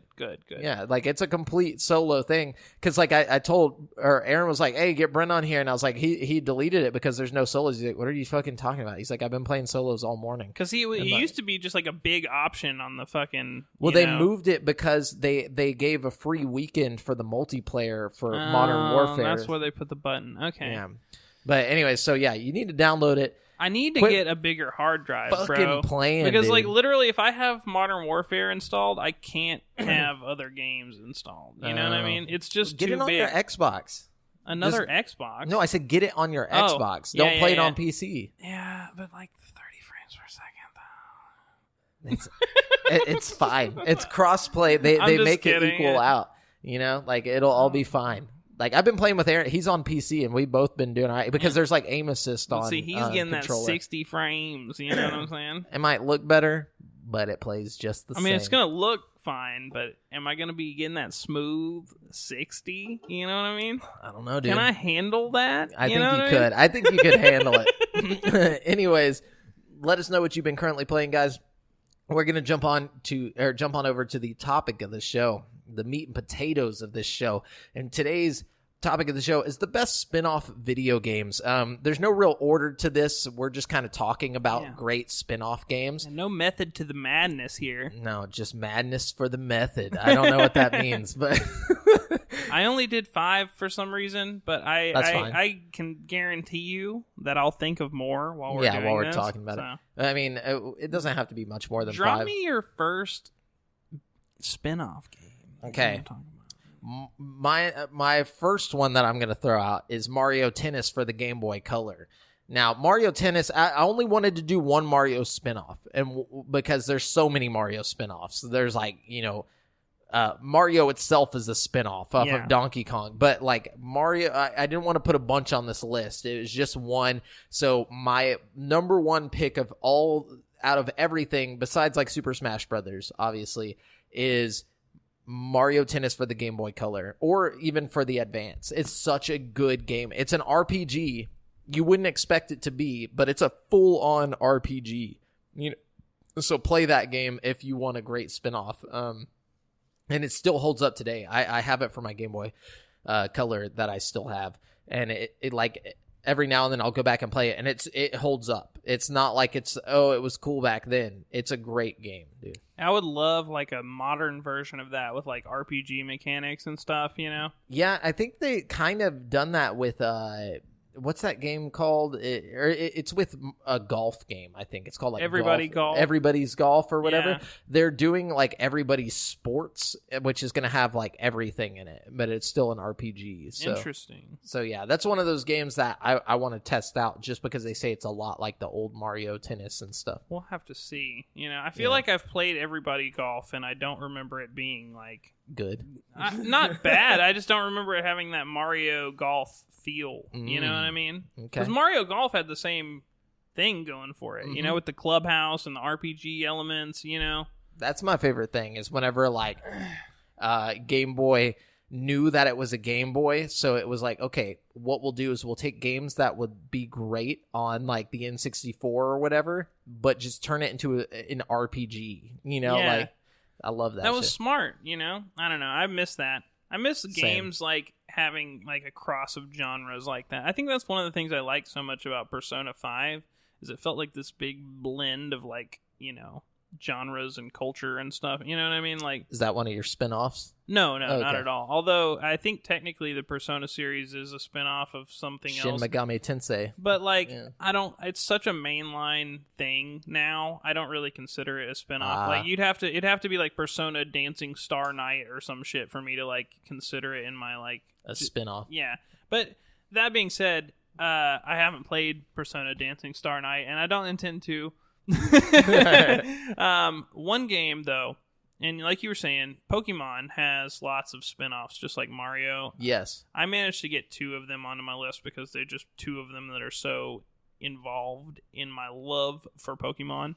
But one of them is Pokemon Trading Card Game. That's on mine too. Yeah, this is a lot like what you were saying with Mario Golf, you know what I mean, or Mario Tennis. It incorporates the elements of like what Game Boy does best into the game. Yeah, you know what I mean. The walking around, the finding packs on the computer. It just all felt so magical. It was ahead of its time. Like I feel like the Pokemon Trading Card Game for the Game Boy Color was ahead of its time. Oh man.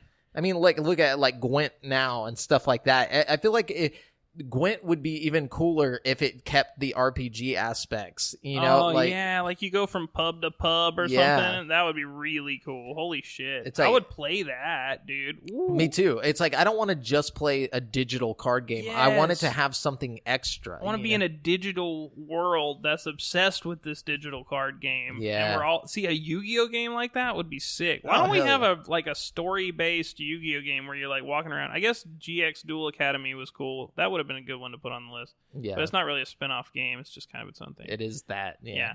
But yeah, Pokemon Trading Card Game. That's what I got there. Hell yeah. And another great Pokemon spinoff is Pokemon Conquest for the DS. The blocky one?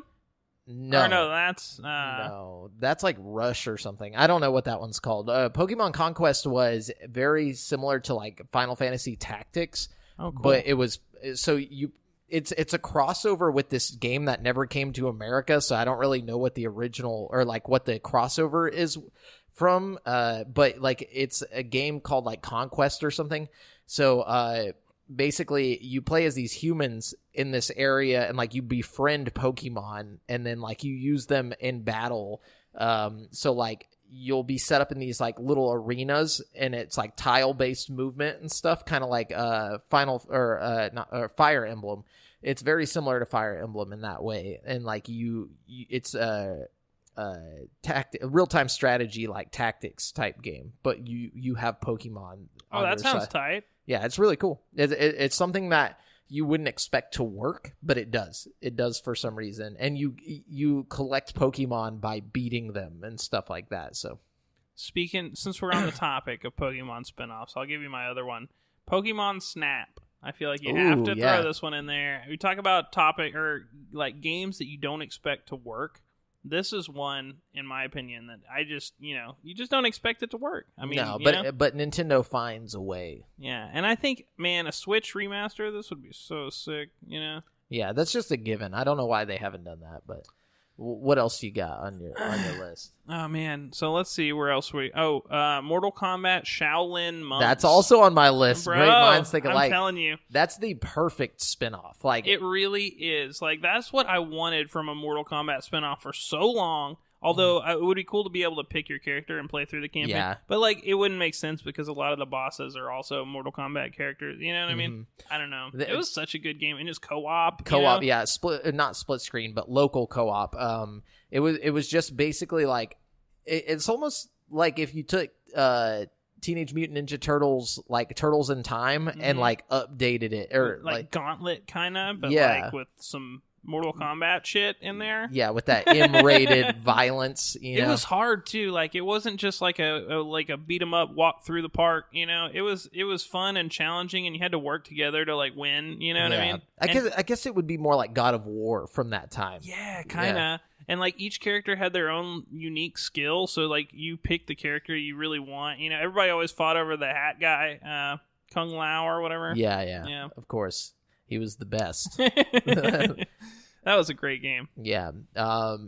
Another great spin-off game is the WarioWare games. Oh man, WarioWare is great. It is a Mario spin-off, but not really. I don't know how to explain how it's a spin-off, but it is. Like somehow they spun in that direction. Yeah, it has nothing to do with Mario, but all of it is from Mario. So like, but I love WarioWare.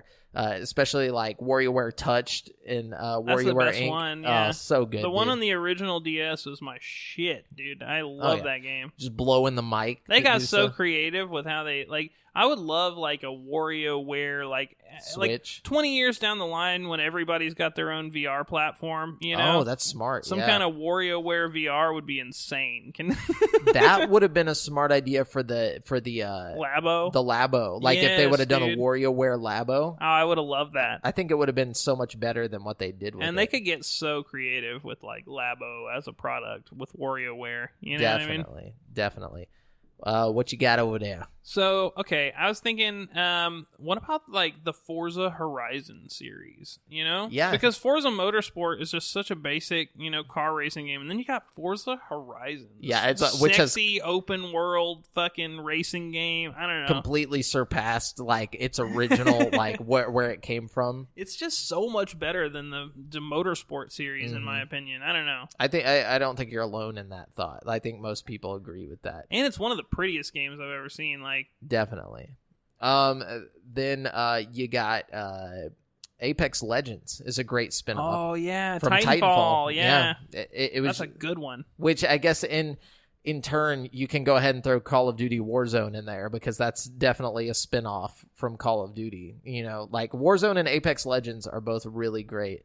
I think Warzone didn't really give much of a story. Like it just kind of starts out and they're like, they're killing their own people. We got to figure out why. Well, see, Warzone just plays on Modern Warfare's story. Yeah. You know what I mean? It's all, related to the actual campaign of, of Modern Warfare. I feel like you almost couldn't call Warzone a spinoff because it's like it's just more to the main game, really. Is it though? I mean, like if you have the main game, you basically have to download the main game to download Warzone. You know what I mean? That's why the file's so big. If you have the main game, it's like a 20 gigabyte download. You know what I mean? Okay. I don't know, but it's still a spin-off of the story. I guess so. I mean, like it's just Warzone. It is what it is. That's like saying Zombies is a spin-off of Black Ops. It you know is, what though. I mean? I guess so, but it's not in the game. It's not its own game, though. True. Warzone is you don't have to own Modern Warfare to own Warzone. True, but technically you do have Modern Warfare installed on your Xbox. You have it installed, but you don't have to own it. True. You don't have to pay for it and fair have enough. it there. Yeah. But also, I think Apex Legends mainly is what Apex I was Legends about. is definitely a spin-off. It's definitely for a sure. spin-off. And now they're talking about bringing the Titans in. You know what I'm saying? I'm all about that. Definitely going to be super cool. Anyways, what do you got? So, okay, this is like my number one fucking spin-off of all time. Gotta be Half-Life Alyx. You know what I mean? It's gotta be. Like, That's it's not smart. a mainline Half-Life game, technically. You know what I mean? But it's maybe the most important Half-Life game that we've, gotten that's not a mainline. Like, you compare it to, like, Blue Shift or Opposing Forces or something. It's, like, way more story relevant, you know what I mean, than those games. You know what I mean? I don't know. I definitely think it's my favorite spin-off ever. Wow. You know? It's the best spin-off ever. Ever. Hey, I haven't played it, but I'm pretty sure you're right. I mean, I can't really speak to that, but I guess I'll throw in one last one, which I think is my favorite spin-off ever, which is also a play on Half-Life, which is Portal. Oh, yeah. Hey, fun thing I didn't even talk about. If you have VR right now, there's this game called The Lab. It's free. It's made by Valve also. It's a VR game. It's only like 30 minutes to do all the experiences in the lab, but one of the experiences in the lab is like it's called like robot repair or something. And like you start it up and this like dope 3D model version of the robot from Portal walks in and he's all fucked up and you like try to repair him and it does this funny thing. And then it like actually takes you out to the fucking like robot like that's the bad guy in Portal and like she talks to you and stuff and it like puts you in this like room from Portal and stuff. It's really cool and it makes me feel like, man, you could do such a dope Portal VR. Like I know everybody says that, but just being in that 3D environment with the cube and stuff, you know what I mean? It's like, holy shit, that could be really dope. You know what I mean? Awesome. Yeah, but before we get off of this, Gears of Hate in our chat said, let me just fix my nerd glasses real quick. He's like, technically, Zombies is a spinoff of World at War, Brent. Oh, yeah, for sure. Yeah. No, he's correct. He's correct. But, yeah, so shout out to Gears of Hate for bringing the truth. So, I mean, I guess he's saying, one, yes, it is a spinoff, and two, it's not a spinoff of Black Ops. Well, see, but then, okay, I will concede that it has definitely originated in World at War. Yes. But are we really going to call it a spinoff? Because if we're going to go by World at War standards, once you finish the game, like, just beat the game, credits roll, suddenly there's a cutscene of, like, zombies attacking the fucking Pentagon, and then all of a sudden you're in the map 5 or whatever, right? So you're in, like, the fucking Pentagon fighting off zombies. So, like, is it a spin-off or is it a continuation of the story of World at War? You know what I mean? I think it was more of like a Easter egg, like, kind of fun thing. Is it technically what happened next? You know what I mean? In that particular World at War universe? We never got World at War 2. Is it true because the World at War was zombies now? But isn't Black Ops like a continuation of World at War? Black Ops is Treyarch's next game in the series, I think. I don't know if it's directly like related to World at War, other than like the fact that there's zombies. You know what I mean? Yeah. I don't know. It's interesting to think about for sure. Yeah, definitely. I don't know, but good food for thought there. Good food for thought for sure. But yeah, so that's it for the topic of the show. Thanks so much for writing that in. But anyways, we're gonna jump on over to the People's Champ, which I have a feeling I know who it is this week. Oh, do you? Let's see. I haven't even looked. Hang on, I might have to get on the internet for a second just so I can actually do this. Yeah, I don't know if we had many questions this week. I don't think we did. Hang on, let's see. Let us see. Trying really hard here. Okay. Oh, did we get some? Yeah, we got a couple. Sarah was giving us some good ones. Here, yeah, for sure. That's who I thought it was going to be. Ooh, but Aaron's coming in hot with that good shit, too. Let's see. Okay, all right. I'm going to go with Sarah Brock here. She says, since we are all quarantined anyway, will you guys try the Wastelanders DLC on Fallout 76? Maybe it'll prove to be a totally different game, and it's such a great time to release it.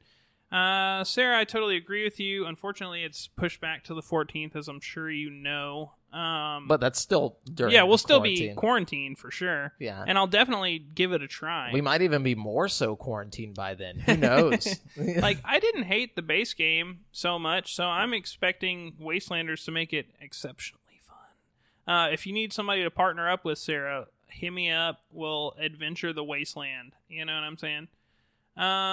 Let's see. Okay, moving on from People's Champ. We have Sarah again here.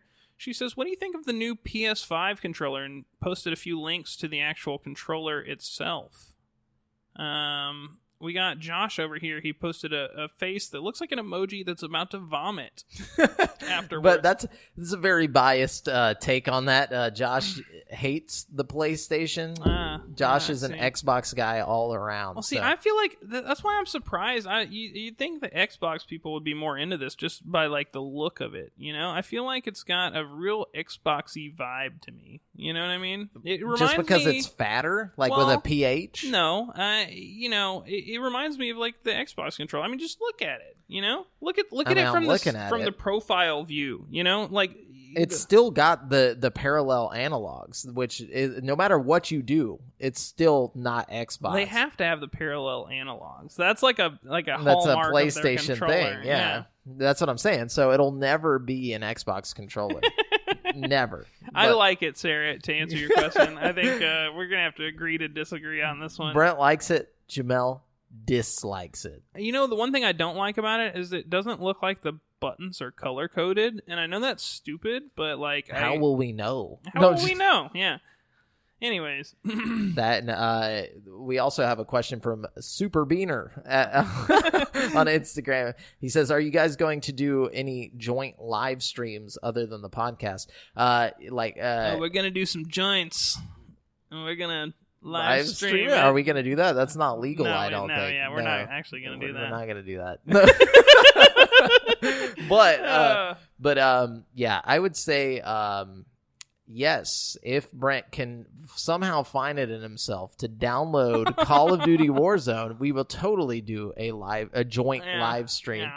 Yeah. We need to do that for sure. Yeah. We need to get on that. Yeah, he does. Yeah. Anyways. We got Aaron Jones here. He says, everyone is limited to play only one game during the stretch of COVID-19. More quarantine rules. Yep. Which game? The CDC is like, you can only play one game. So everybody gets one. Which game do you rely on to get you through? Wow. I think it was going to be Animal Crossing, but since there's only one island and my girlfriend happens to have that island, I guess... For me, it's become Call of Duty Warzone. Like, if I had to pick anything, it's going to be that, just because it'll always be different every time I play. You know, it'll never be the same experience. And I can play with friends if I want, or I can play alone if I want.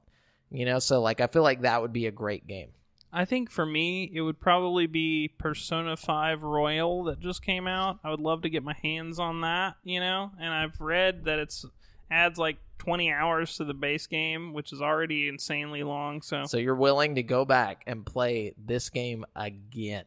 Yeah, I almost played it again the other day, like without the 5R attached to it. You know what I mean? Just normal ass 5. You know what I mean? Damn, you're gonna sink 400 hours of your life into this game? More like 200, 300 at max. You know what I mean? But seriously, it's that good. I mean, it's that good. You know? No, I'm not. And I've played more Fallout 4 than that. You know what I mean? If you look at like the total hours or whatever that I've sunk into a game like that, you know what I mean? That's true. It's not really much different. You know what I mean? Wow. Very cool. Very cool. I mean, that's a good thing. That's a good thing. Do we have any other questions? I think that's it. I think that's it on our end. All right. Thanks so much for the questions, guys. Everybody stay safe out there in the apocalypse. We are going to jump on over to the final segment of the show, which is Brent's, what is it called? Brent's... it's Brent's Super Hardcore Video Game Trivia Challenge. These are 5 questions that know that bitch Carol Baskins killed her husband. Today's topic is, Half-Life. Oh, no. Sorry, I'm in a Half-Life kind of mood. Yeah. Don't worry, most of these are pretty easy if you've played the games. Which I have, but there's no way I'm going to remember all this. So. It's okay. We start out easy, in typical Brent Super Hardcore Video Game Trivia Challenge fashion. We're going to start out easy. We're going to get a little harder as it goes on. Is it multiple choice this time? No, these how are just we doing it? open answers. Open answers here. Okay. All right. So prepare your butthole. Here we go. It's always prepared. What is the name of the main protagonist of the Half-Life games? Freeman. Gordon Freeman. Yes. Good job. I wanted to say Morgan Freeman. I would have accepted Morgan Freeman as well. Because he's the protagonist of everything. Yeah, he is. All right. He's actually God in Evan Almighty. Yeah, that's why he gets a pass. Bruce Almighty. Bruce Almighty, yeah. I don't know if he's in... Is he in Evan Almighty, too? I don't know. I honestly don't know. That's a good movie. Yeah. Okay. Number 2. In Half-Life 2, what was Alex's robot companion's name? Oh, God. I don't remember. It was Dog. Yeah, I wouldn't have remembered. He acted like a dog, and he was a big robot. Yeah. All right. Number 3. In this standalone expansion of Half-Life 1, you play as security guard Barney Calhoun as he fights his way to safety during the events of the Black Mesa incident. So this is a Half-Life 1 spin?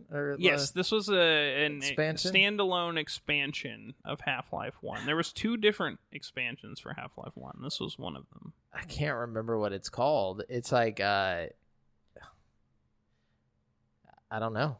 What is it? It was Half-Life Blue Shift. I knew it was a color. I was going to say it's black something. But I was like, I didn't play Blue Shift, so... It was pretty good. I own it, but I haven't played it. Oh, you should check it out. I have it on Steam. It's a fun game. It's pretty good. Yeah, I knew I was not going to do well this time. All right, so what else we got? That's okay.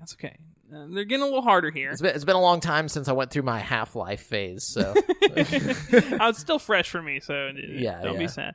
Number 4. How long did it take the Combine to conquer Earth? To conquer Earth? Yeah. From invasion to finish. 9 years?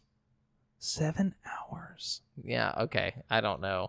I honestly have no idea. You're asking me some shit that I would never know. It was 7 hours, and it was pretty quick. When was this, when does this knowledge get given to you? Is this in the first game? Like, in the second game. Second game, you learn about the Combine. The Combine doesn't even exist until... no, I thought like you start going through like the parallel dimension stuff in the first game. So the first game, you go to work at like basically Area 51, Black Mesa. Yeah. And you open a resonance cascade on accident, and you let a bunch of aliens through a wormhole, and you spend most of the game trying to shut down the wormhole and stop the aliens. Yeah, but at the end, you kind of get thrown through it.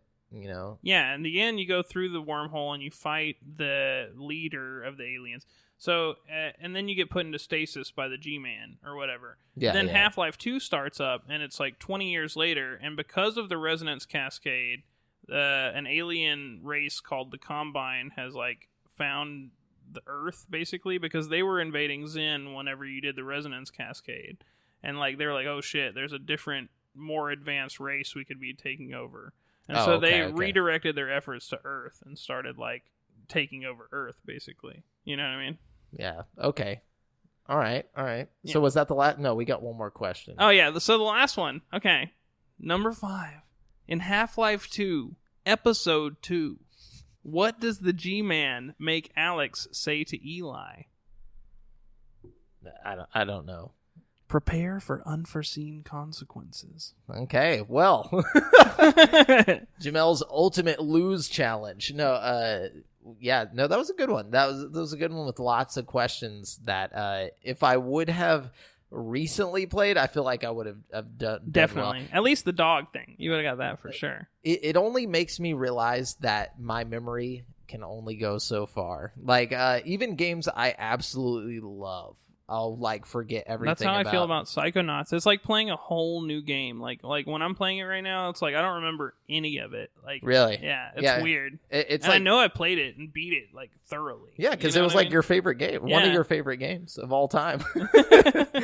But anyways, yeah, so that's it for the show this week, guys. Remember, you've been listening to GameSpeak Podcast, courtesy of CreateForSanity.com. The show posts for free every Wednesday on all podcast directories, but if you want to see it early, you can check us out on Twitch at twitch.tv/GameSpeakPodcast, and, you'll get to see it live. But be sure to submit any questions you want read on the show to GameSpeak Podcast Facebook group, which is facebook.com/GameSpeak or /group/GameSpeak Podcast. Check out our video content on YouTube at youtube.com/CreateForSanity. And if you want to stay up to date with your boys, you can find me on Twitter at the handle @JamalJamal and Brent at BrentHas1. That's the number 1. And check out the GameSpeak Podcast Instagram. Until next time, listeners, later.